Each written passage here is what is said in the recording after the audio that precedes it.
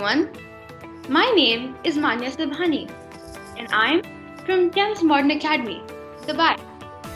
Today, I will be telling you about the Coastal Savior, which is a drone that I have designed. Recently, I was going through the news and I found a very interesting headline. Next please. It was about two whale sharks, an adult and a juvenile one, that were found weighing in Abu Dhabi. They were rescued after that. Whale sharks are an endangered species. The UAE has a vast coastline, which extends up to 1,318 kilometers. And in the waters swim more than 2,270 endangered species. Now that's a lot. Few of them being the hawksbill turtle, the dugong sea cow, and of course the whale sharks. Another incident I would like to cite is when a young hawksbill turtle that has been classified as critically endangered was found at a coastline in Abu Dhabi.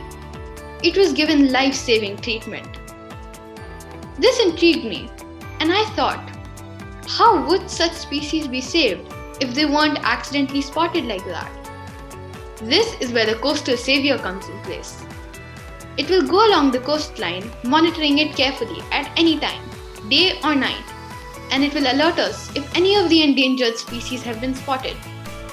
Now, I will tell you about the functions and the parts of my drone. Next slide, please. Let's start. This drone has 4 propellers. Each propeller has 4 blades. This will keep it stable but also lightweight. Around the brain of the drone, we have a thin ring, which will keep the brain of the drone a little safe in case it bumps into anything, and it will also keep the drone stable. This drone would require maximum stabilization since we will be operating near the sea, where there's a lot of sea breeze. Apart from that, we have landing skids with pads at the bottom to ensure a safe landing and to make sure that the camera under the receiver is always safe. Next please. This is an underslung drone. That means most of the important equipment, like the camera, will be under the drone, under the receiver that is. The oval black thing is the receiver or the brain of the drone, where we will feed in images of the animal that we are trying to track.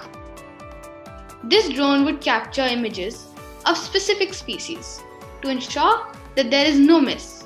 This will help us save as many species as possible.